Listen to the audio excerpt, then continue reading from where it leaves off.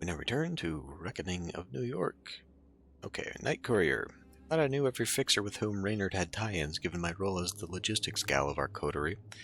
Maybe I'm just tired, but I have no clue who that Night Courier might be. It sends my trickster senses into overdrive.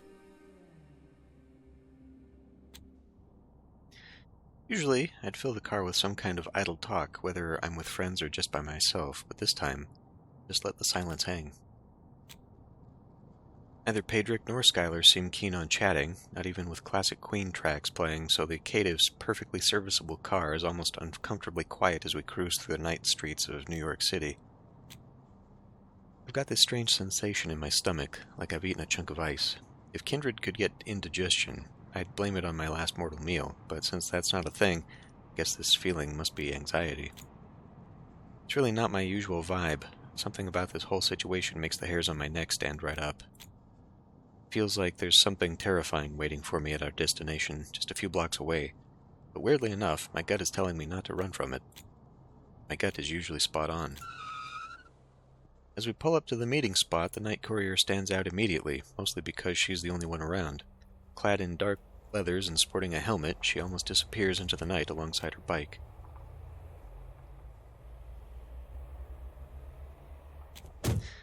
We barely come to a halt before Skylar jumps out of the car and approaches the courier in a few strides. She seems eager to talk and even more eager to bolt, so I keep my eye on her, ready to give chase. She looks like she might make a run for it. It's not even a question. I shoot a quick glance his way and catch him looking at Skylar just as intently as I am. Of course she does. Oh, come on, of course she does. Or am I the only one flagged as a flight risk in your book? Well, I haven't come across anyone quite as slippery as you, so there you have it. The moment Skylar pivots and heads our way, we cut the chatter and step out of the car. 5 minutes, that's all I could get for you. Spend it well. Her hand reaches out to me in a gesture that feels overly formal. Yes? Words work just as well, you know. Theatrical eye roll laced with annoyance is all I get for that.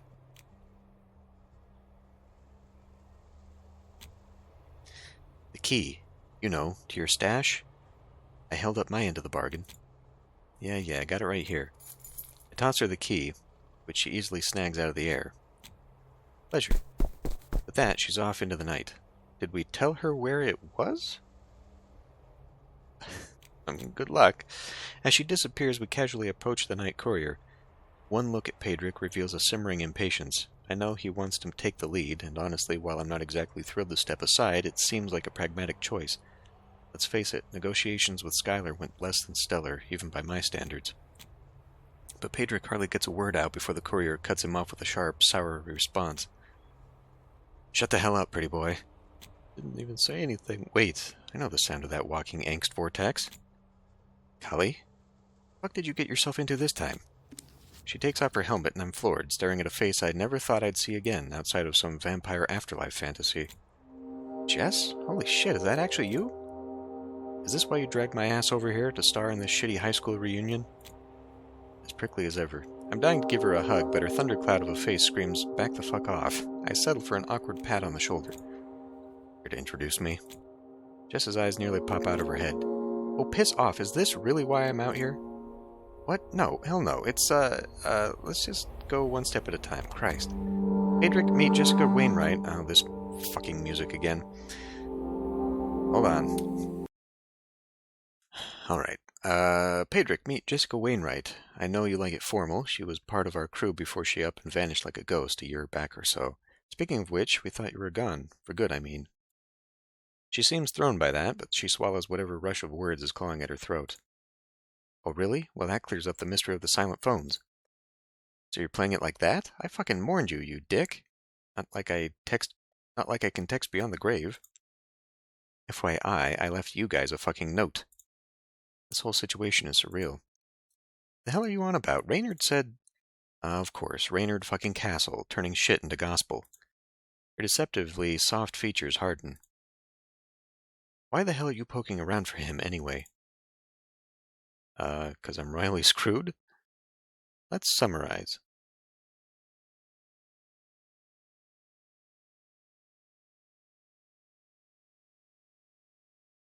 Why? Because it's a fucking Tuesday, that's why. And by that I mean he's off the grid and now I'm neck deep in shit because the Camarilla won him found. Right, and who's this charmer? I'm essentially the raft keeping her afloat in the cesspool she's plunged into. Not gonna lie, I jump up a little. Sort of forgot he was even there. Still toss him a wounded look and pout a little while Jess lets out a hearty laugh. So I'm surfing this wave of horseshit with you? Oh, you filthy, filthy lifeline. The sheriff had him shadow me. I swear he's useful sometimes. Maybe it's the pretty yet indefinitely punchable, or infinitely punchable face that does it. Right. And you just went along with all this creeping around because why exactly? Because I don't have a death wish? New year, new me. I take a fucking guess. All right, pop quiz. Option A, I'm in the mood for some company. Option B, I do it, or I get my head lopped off by the sheriff. Take a wild guess which one I picked. She's clearly not amused. Stepping outside of the gang has really changed her vibe. Hell, we used to get along swimmingly back when we were cramped in that RV together. Maybe a bit of real talk is what I need to melt that ice. I drop my voice as if I'm letting her in on a deep, dark secret. Truth be told, there's got to be something bigger at play with this whole mess, you hear me? I just can't figure out what the hell they want with Reynard and why now of all times. Jess shrugs and crosses her arms over her chest, looking like she couldn't care less. Water's wet, the sky's blue, and piss stinks. By which I mean underneath all that charm, Castle's been a two-faced lying sack of shit from day one. No wonder the whole ivory tower's on his tail. Up. There's clearly bad blood between her and Reynard, and it's skewing her view a bit, maybe. Charming? Sure. I'd buy snake oil off the bastard, too. But he's always been straight with me. What's even worse, she has this horrid look in her eye I can only interpret as pity. The hell's there to pity? Doing just fine, thank you very much. Heard through the grapevine you might know where Castle is hiding. And Jess laughs at that. Am I losing my edge here? Oh, honey, Castle's in even deeper shit than Kali is. See, I've been involved with the circulatory system on and off, passing messages and whatnot. She leans back even further onto her bike, all cool and collected like nothing gets to her. I almost follow, enraptured, but catch myself at the last moment and straighten up, signaling for her to continue. Word is, Castle shot right up to the top of their shit list just a couple nights back, based on some fresh intel they got from who knows where. Suddenly she leans forward on her elbows, looking at me seriously. This is major league shit, Kali. Could be Uncle Sam level big, and it might not just be Castle in the crosshairs, but anyone tangled up with him. Keep the hell away. Yeah, except running away somehow vanished from my playbook. I literally lose my head over this. She shrugs and starts putting her helmet on. It's your problem, not mine. I bailed on that clusterfuck of a sire for a reason, and unlife's been beautiful ever since. Good fucking luck, though. Pause for dramatic effect. Don't bother calling me again. Then she's gone, just an engine roar fading into the night. Right back at ya, bitch. Without looking at Pedrick, I let out an awkward laugh and kicked some loose stones. She's quite something. How you holding up? Better. She's changed. She used to be real sweet in a sour kind of way, you know? Guess the big city really does chew you up and spit you out. So the circulatory system, huh? What's your take? Pedrick, mercifully, bites his glib tongue and pretends not to see that I'm sorta in shambles. I guess we can read about the circulatory system. I'm assuming that's what we just unlocked. Or not, maybe. It would be nice if it told me what it was unlocking. Jessica Wainwright, I guess. Child of Reynard Castle, who, fed up with his constant lies, left their gang for good a year ago. Now, for the first time in her unlife, she relies solely on herself, riding through New York City as a night courier. She'll deliver anything for anyone who pays, all the while picking up gossip throughout the city, which she will gladly sell to the highest bidder. So she's that archetype.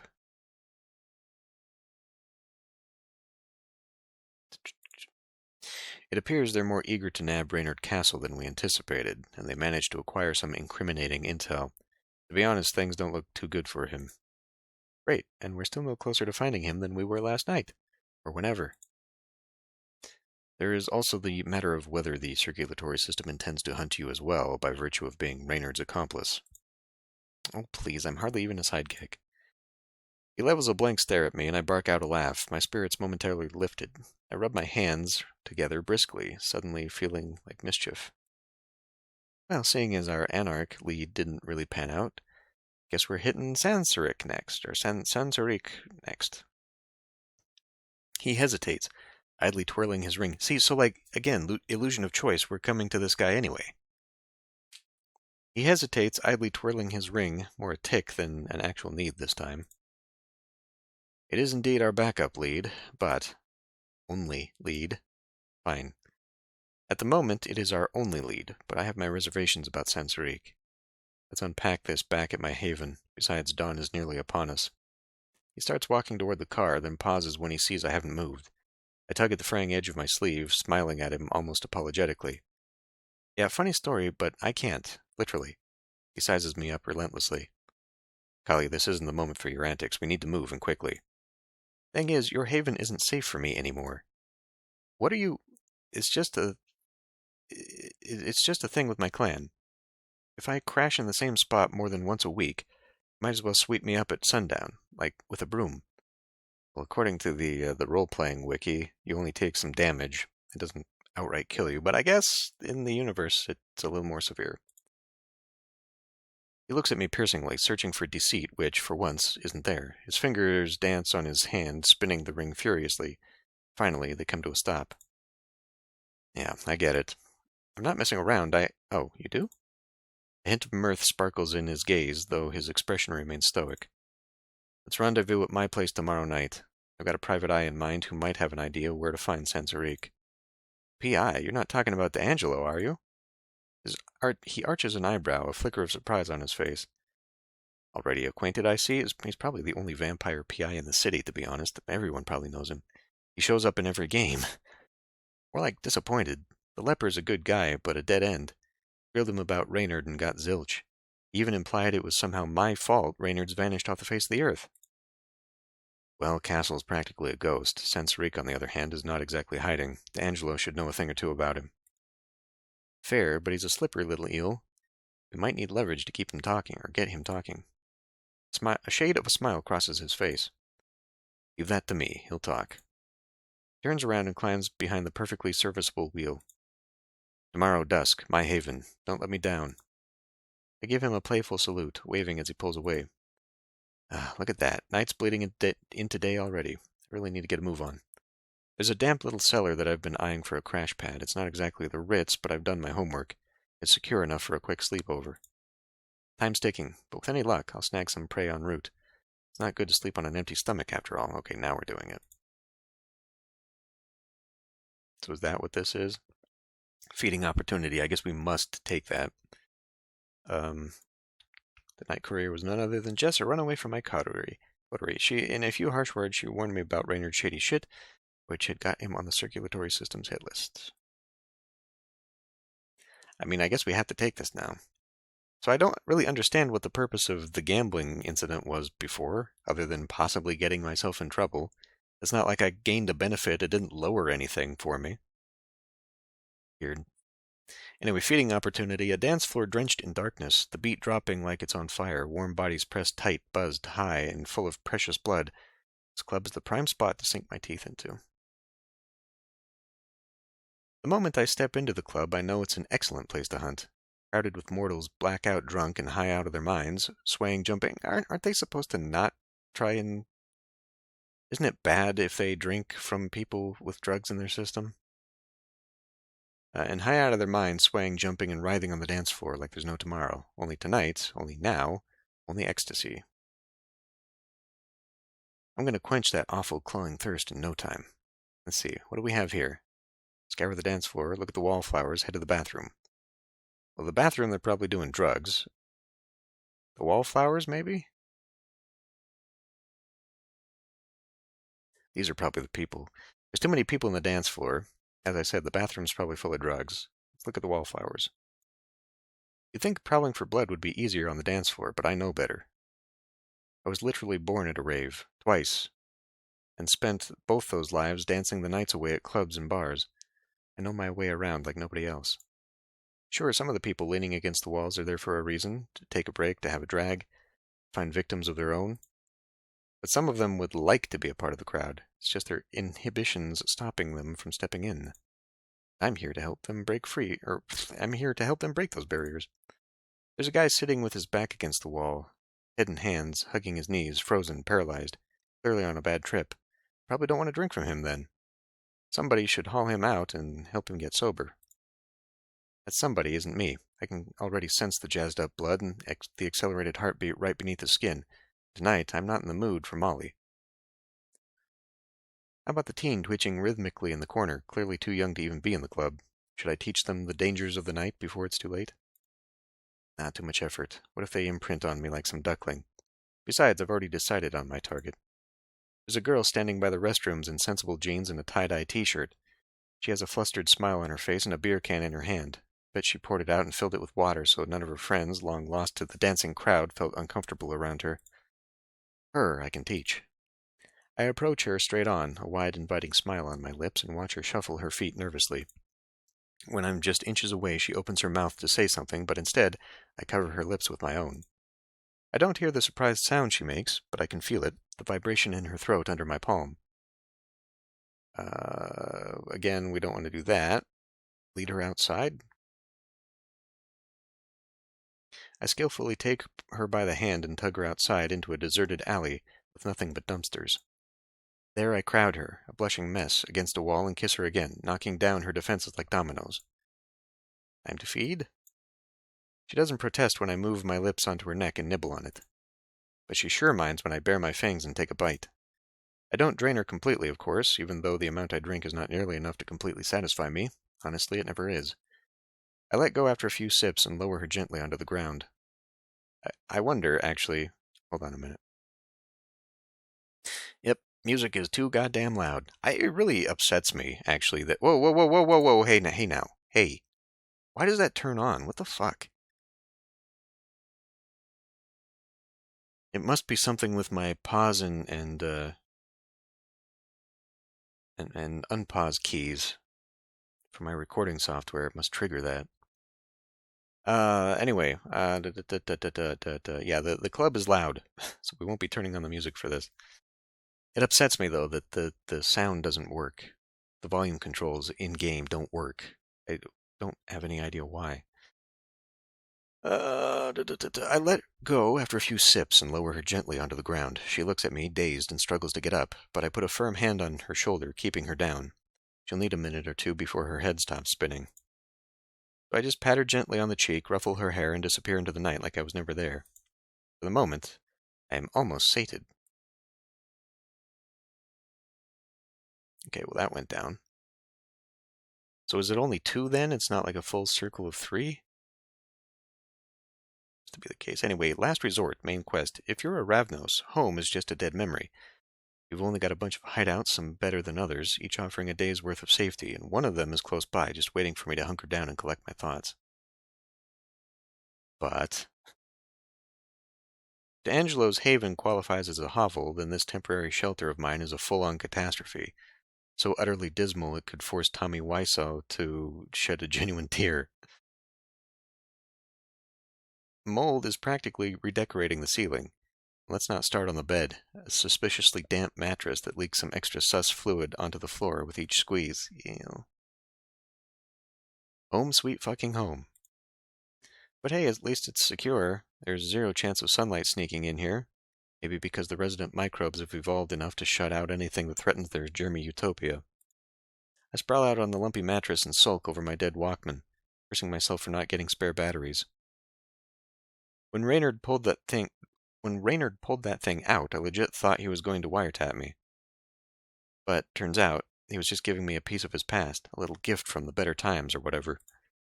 Honestly, as if I needed another thing to play my tunes. Our gang is not as uptight about going online as the Tower, so we stream just like everyone else.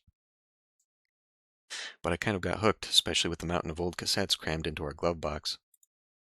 Digging through my belt bag in search of entertainment yields only the wooden stake that almost pierced my heart the night before. Shit, almost feels like another lifetime. But the stake sends my thoughts drifting to Pedrick. I'm pretty conflicted, to be honest. Can I trust him? He seems to be on my side, caring even, but there's something off about him. Something unsettling. Can't put my finger on it. It doesn't help that he changes the length of my leash for no rhyme or reason. His mood swings faster than the San Francisco weather. It's so annoying he's now indispensable to my survival. Except for tonight. He was anything but. Still, he introduced me to Mato, my guts screaming that this is going to be a game changer for navigating the city, maybe even beyond. Skylar, not so much. Jess.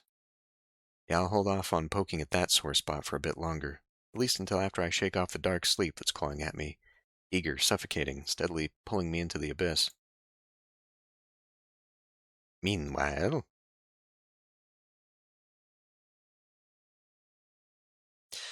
I would say I've been more than considerate. Intermission, Night 2. Ritra's cruise ship.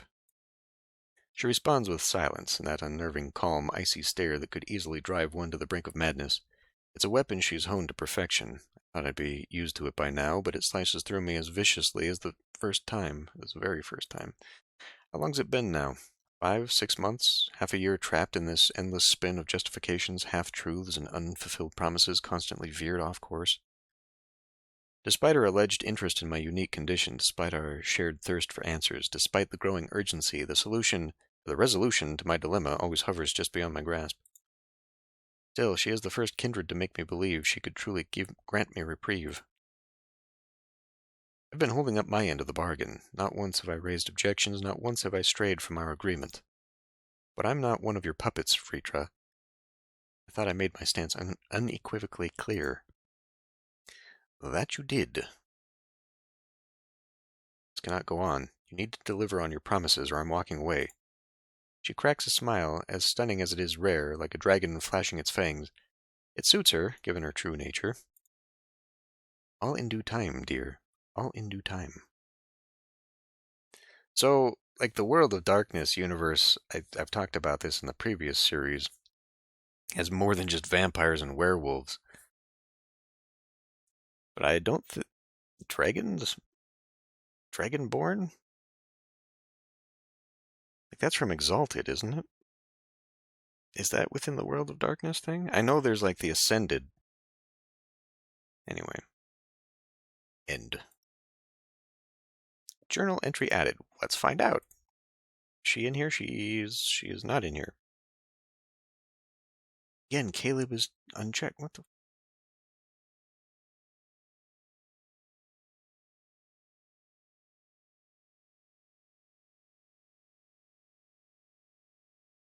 Yeah, there's nobody new here. Now, the hideout I ducked into wasn't exactly a 5-star hotel, but at least it shielded me from the sunlight, and it lets me mull over where Pedric's loyalties lie. Alright. Anything maybe about like a dragon? I don't know, I'll have to look at that. And maybe, hopefully, try and figure out, I suppose... Well, I mean, instead of just muting the sound, I guess I can use my sound mixer, my volume mixer, to just lower the game's volume that way. I might have to do that. Anyway, I'll end this one here. I'll see you next time.